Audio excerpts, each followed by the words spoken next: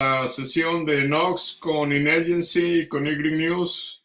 Estamos muy contentos de estar el día de hoy. Saludos a todos nuestros amigos de la familia Knox. Somos solidarios con el equipo y con todos los proyectos que hace Knox en temas de sustentabilidad.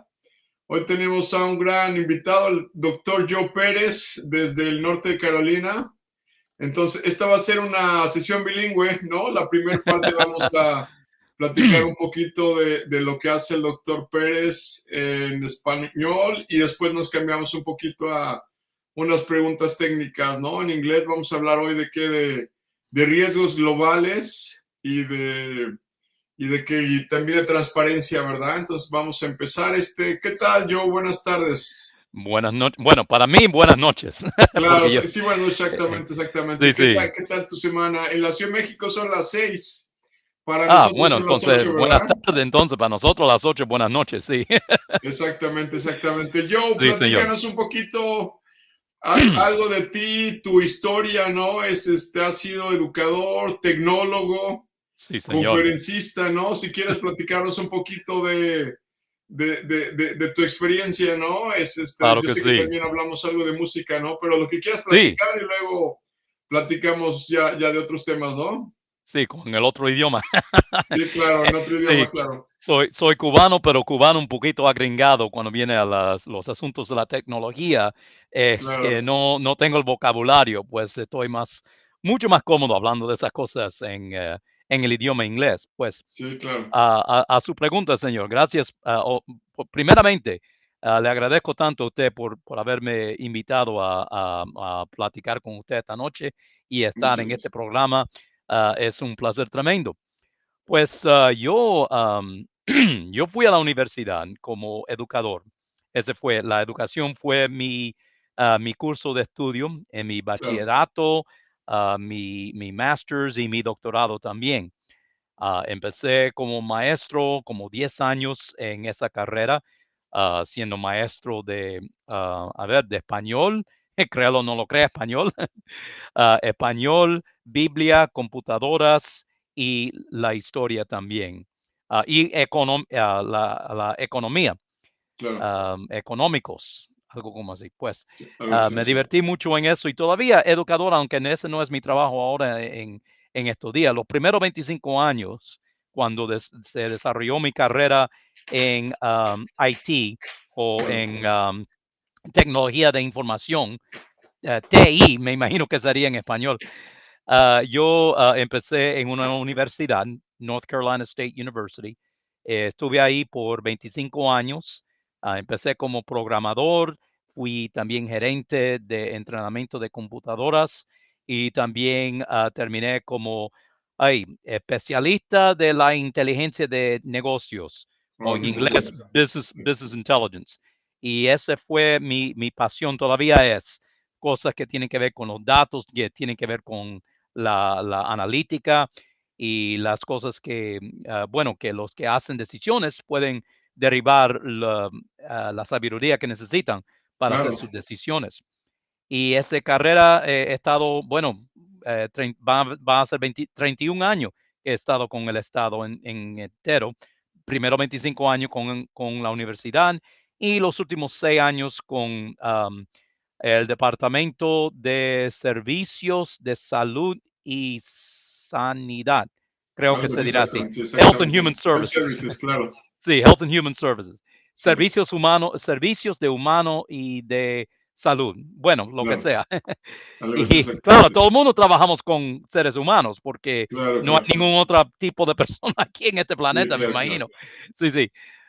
Y ya Pues los últimos años ha sido tecnología, ¿verdad? sí, señor. Sí, señor. Me ha Tecnología, gustado exactamente. muchísimo. He estado hablando en conferencias acerca de datos, acerca de la innovación, Claro, acerca de la integridad entre los que son líderes, claro, el desarrollo profesional de las personas y cosas así, que claro, yo tengo una pasión y se ha desempeñado esta parte de mi carrera mm, eh, que ha sido una diversión muy buena para mí.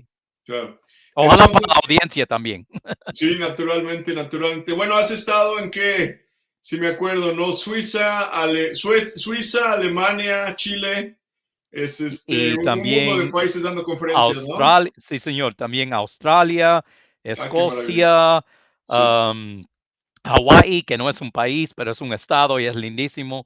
sí. Y este año regreso a Alemania y también a Lituania Ah, para fantástico. hablar en otras conferencias después este año.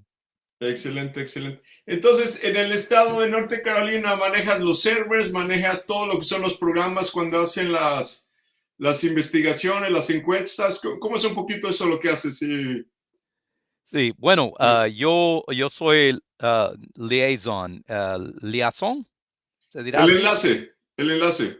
Sí, el enlace Sí, entre nuestros socios de negocios y ujú, nuestros socios técnicos. claro, Yo que conozco los procesos del negocio, yo que conozco los procesos de mover datos, eso es lo que claro. hacemos, es un warehouse de datos Sí, claro. y recibimos datos de como 80 diferentes fuentes, Agencias, sí, agencias y etcétera, diferentes tipos de datos y lo claro. tenemos que unir y Sí, claro. empatar juntos para que la gente que necesitan acceso lo pueden accesar de una manera con seguridad, Claro, que sea consistente, que todo claro, sea transformado de una forma que se puede desarrollar, que se puede entender y que uno puede hacer reportes acerca de esos datos. claro, exactamente. Sí, Y sí. las soluciones, yo soy gerente de proyectos, de los recursos que se necesitan para completar los proyectos. Yo estoy manejando, como si fuera manejando las personas, manejando esos recursos de tal Claro, manera que claro, sean eficientes y que los proyectos se pueden terminar tempranos y que podamos las expectativas para mí, en mis ojos, en mi vista, una sí, expectativa es algo que se debe de exceder, no claro. solamente mantener. Sí, claro. Y es interesante quizás, por ejemplo, en mi experiencia, ¿no? Que he tenido oportunidad de platicar con tecnólogos, ¿no? La información que utilizan, por ejemplo, los bomberos o su sistema de Sí. telefonía es diferente Ujú. al que manejan las 911, las ambulancias, pues el mismo lugar, pero sus Claro. sistemas son diferentes, ¿no? Entonces, teléfonos, softwares, y obviamente el público, pues el público es diferente, ¿no? O sea, las personas Claro. mayores a veces no sabemos mandar un texto o no recibimos el texto Sí. y hay que ir al website. Entonces, por ejemplo, eso, bueno, va a ser parte de nuestra conversación. Quería preguntarte, bueno, tengo unos personajes virtuales que me gustaría, si estás de acuerdo, que te hagan las preguntas. Virtual persons make you the Sí. questions. Is that okay? Okay. Sí. Yes, Sí, excellent, señor. very good. So that coming Yep. in a We're second. going to switch to English. Right. Excellent. Yes, we're gonna switch to English. We're gonna switch to English. So let me just come back over here. I should show you this one before. Let me come back real quick to this one. So this is the first question. Vamos en inglés, ¿no? This is a Sí, señor. singing. Let's see what you think. Hi, Hello. Buenas noches. Howdy. buenas noches. Doctor Joe Pérez, who can we read the gap between education and governance to effectively translate data into active information, enabling leaders in both sectors to better understand and address global risk? That's an excellent question. Excuse me. That's a great question. Thank you so much for asking. So,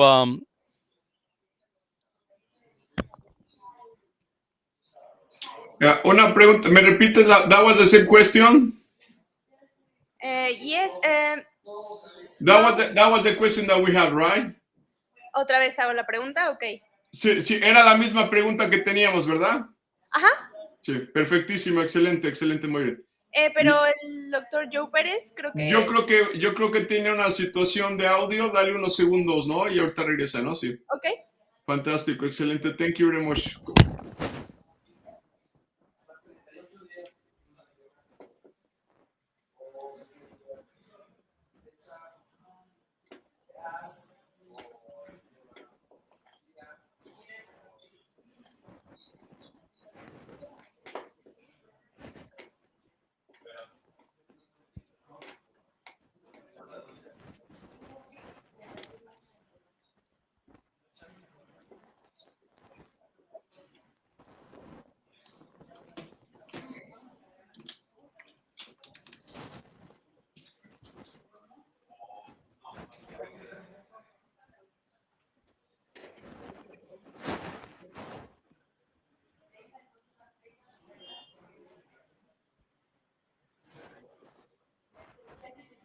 Bueno, en lo que regresa el profesor doctor Joe Pérez, espero que todo esté bien con él. Le acabo de mandar un mensaje. Bueno, si hablamos un poquito de los riesgos, ¿no? De los riesgos globales y de los riesgos locales, pues ha habido un poquito de novedades, ¿no? Obviamente antes del COVID, ¿no? Hemos tenido muchas experiencias, ¿no? Y recientemente que en la semana pasada en Tokio hubo una reunión de los líderes del grupo 7, que, ¿cómo se llama? Que platicaron, ¿no? Obviamente de muchos temas, pero uno de ellos era un plan nuevamente, ¿no? Para el desarme nuclear, ¿no? Y utilizar la energía nuclear para temas pacíficos, ¿no? Y con ciertos protocolos, ¿no? Son como de los temas globales, ¿no? Obviamente tenemos que el cambio climático, los desastres naturales, y por otro lado, a manera local,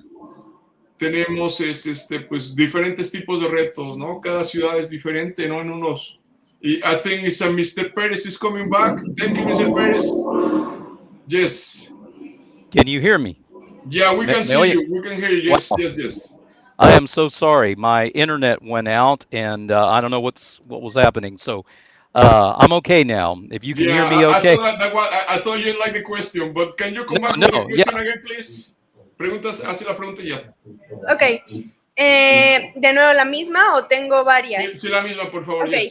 Yes, who can we bridge the gap between education and government to effectively translate data into actionable information, enabling leaders in both sectors to better understand and address global risk? Okay, that's a great question. So, since bridging this gap is full of issues, okay, and I'm sorry, I'm getting feedback. Okay, it's going to involve collaboration and capacity, and here are some to help this goal. Creo que está muy mal su internet, ¿verdad? Sí, fíjate que a veces, aunque no lo creas, en los Estados Unidos a veces hay temas de internet, ¿no? Por ejemplo, nosotros que tenemos en México estudiantes y pasantes, bueno, ¿qué escuchamos, no? El tema de que la lluvia, el aire, ¿no? Situaciones así reducen el internet, y pues obviamente yo creo que lo vamos a resolver en cualquier momento, ¿no? Pero pero bueno, muy contentos, ¿no? Muy contentos de estar con los amigos de Nox, ¿no? Lo que les platicaba, ¿no? Y te platicaba es que, por ejemplo, tenemos la macro preocupación, ¿no? El sabor de la semana, y tenemos como que la preocupación local, que obviamente cambia de una ciudad a otra, ¿no? Por ejemplo, ¿qué hay en la Ciudad de México? Pues el tema del volcán, ¿no? El tema de la contaminación, o sea, hay así, como temas, que a veces van variando, ¿no? Los temblores, y obviamente cada ciudad es diferente, pero tenemos también que el tema de la seguridad, ¿no? Entonces, por ejemplo, en Estados Unidos, si hablamos de los últimos, quizás 1 o 2 años antes de la pandemia, el principal reto de salud, ¿no? Yo creo que después del SIDA era la crisis del Zika, ¿no? Y eso era en Puerto Rico, porque pues Puerto Rico, como siendo parte de Estados Unidos, tiene un gran problema, ¿no? Entonces, mucha de la energía, al menos en términos de percepción, era el problema del Zika, ¿no? Que llegaba a Florida. Entonces, era una situación así grandísima, ¿no? Que había mucha inversión, estaban las noticias y todo. Después vino el tema de la salud mental, ¿no? El gran problema en los Estados Unidos iba a ser la salud mental, y competí un poquito con la crisis de los opios. Yes, Mr. Perez. Yes. Hello again. I don't know what's going on. Internet keeps going out, but I think I figured out the problem. I had my VPN was still on, so I turned that off, and now I've got a good connection now. So, excellent, thank you. But yeah, I can answer the question, or if you wanted to move on to the next one, or whatever you want to do. Can you do the next question, please? La siguiente pregunta, next question. Who was your bus science experience dealing with change and unknown risk during and after the pandemic? Okay. Yeah, that's an excellent question. So, a lot of risks during the pandemic. I tell you, dealing with tough challenges and unknown risks is not an easy thing, even in the best of circumstances. All right.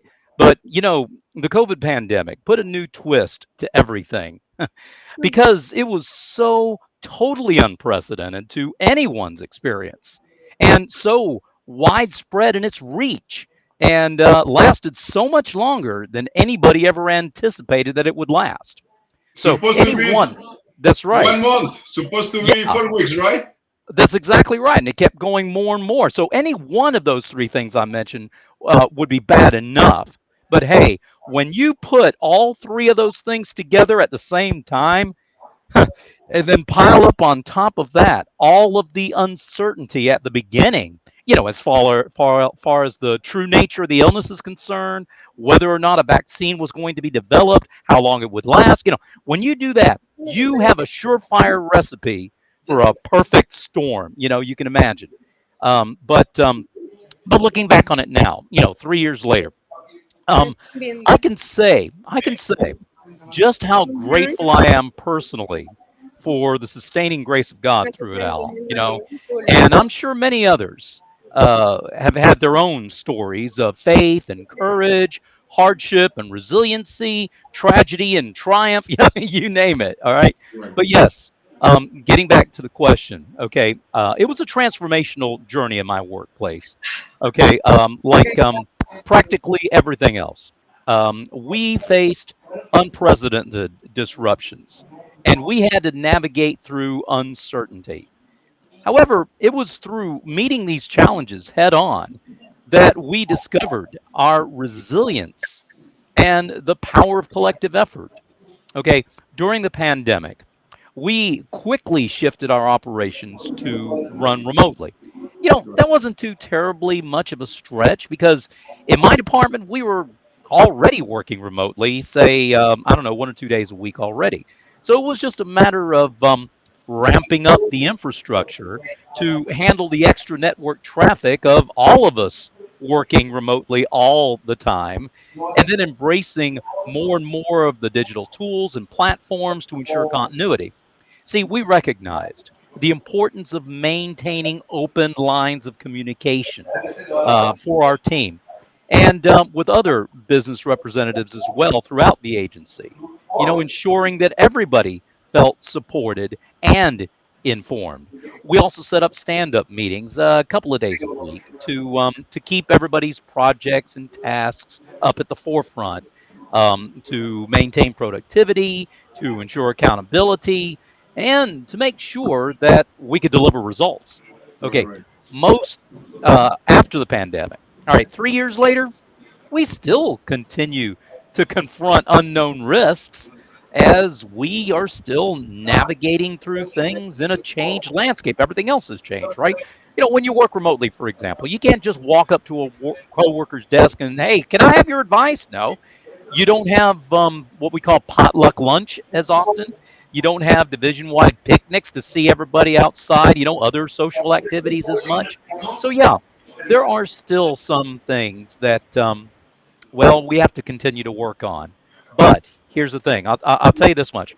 To the extent that we can continue to embrace a forward-thinking mindset and foster a culture of care and stay committed to keeping those lines of communications open, like I talked about before, right? That's the extent that we can ensure that our organization will have health and growth, and also the health and growth of the individuals who make up that organization. To me, that's more important. So, while there's still a ways to go, I do believe that we have weathered the storm and we've gotten stronger. Even though the pandemic brought unprecedented hardship, it also presented opportunities for innovation and transformation. You see, we carry these valuable lessons forward as we continue to look to the future, embracing the unknown with confidence and determination. I think that's what it's going to take moving forward. Absolutely. Okay. Can you make the next question? La siguiente pregunta, por favor. Next question. Claro. Yes. Do you believe there is a significant gap in the understanding of risk between leaders in the public and private sectors, and how do these impact our ability to address global risk effectively? Okay, that's an excellent question. Yeah, there are lots of gaps, most definitely. Absolutely. You see, there definitely exists a significant gap in understanding multiple risks, especially when you try to do it simultaneously, right? Especially when you're talking about leaders in both the public and the private sectors. Right. Okay, I believe that this gap hampers our ability to mitigate acceptable risks, and its impact is profound in several ways. All right, first of all, I see it in what we call siloed approaches. Leaders in Right. different sectors often focus solely on their own domain specific risks, right? Things in their own silo, so narrow minded, failing to grasp the interconnected nature of multiple risks. And this is often results in a fragmented understanding, and that hinders the development of comprehensive strategies that are needed to tackle these global challenges. Now, I say it's high time to break down those silos and foster collaboration together. All right. I also see some coordination challenges. Okay. When the leaders lack of overall understanding of multiple business areas, effective coordination can become, an elusive thing. Collaboration and information section between sectors are crucial for identifying emerging risks and implementing coordinated response strategies. We need to bridge those gaps, fostering shared knowledge and collaboration. And then Absolutely. there are missed synergies. Okay, I hope that people realize that global risks are intertwined together, right? They have shared underlying factors, that all sorts of interdependencies, and failure to recognize these synergies means that you're going to have missed opportunities for mitigating these risks simultaneously or even by themselves. Why row the boat by yourself, right? So by integrating efforts and strategy, I think we can harness the power of synergy to tackle multiple risks collectively. Lastly, I think we're hamstrung when there's no aligned resource allocation. And let me explain what I mean by that. Inadequate understanding of multiple risks can result in misallocation of resources, and that leaves us vulnerable to unexpected crises. Hey, that's even worse when you consider the scarcity of those resources in many cases in the first place. We really need to ensure that those resources are allocated equitably, addressing both risks that have already been recognized and those risks that are emerging. See, this way, I think we can build comprehensive preparedness and response capacity. Bottom line, I believe it's imperative that we promote what I like to call cross-sectional collaboration. All right. Also encourage information sharing and foster that multidisciplinary approach that I've been talking about for both risk assessment and management by enhancing the understanding of multiple risks among these leaders you asked me about. By doing that, we empower ourselves to develop comprehensive strategies, allocate resources effectively, and build resiliency to address global risks with insight. And you know what? Together, keeping this in mind, we can create a future where no risk goes unaddressed. At least that's what I'd like to see in a perfect world. Absolutely. La última pregunta, the last question, yes.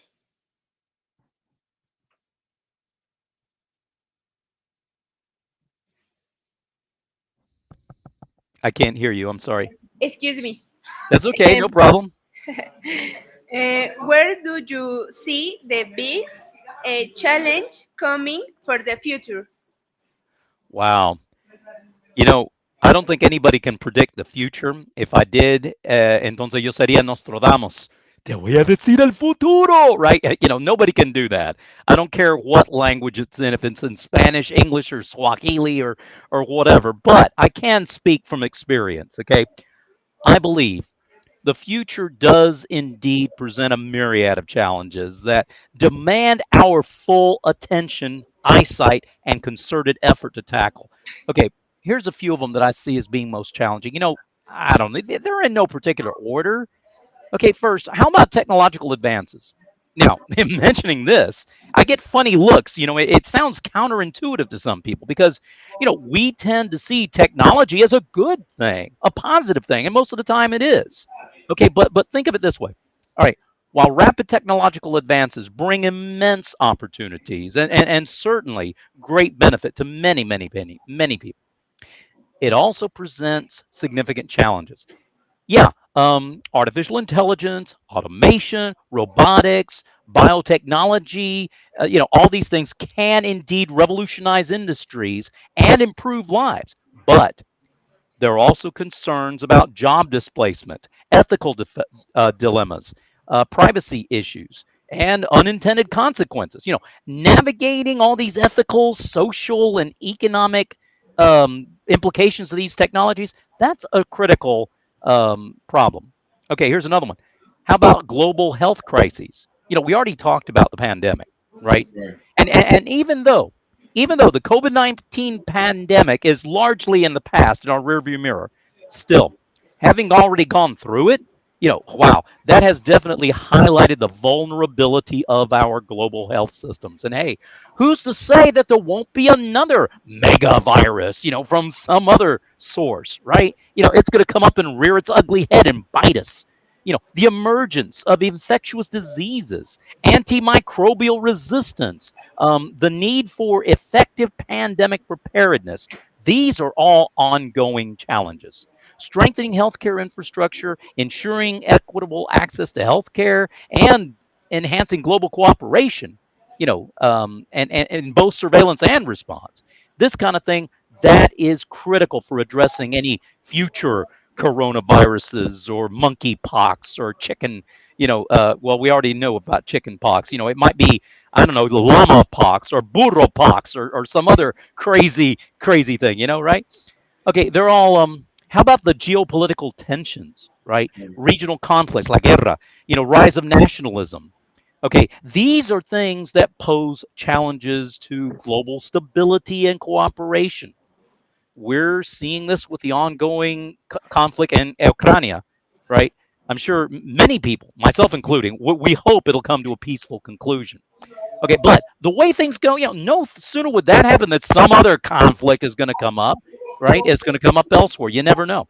Navigating these complex international relations, promoting diplomacy, and finding collaborative solutions to share problems are absolutely crucial for maintaining peace, addressing global challenges, and, I don't know, fostering sustainable growth.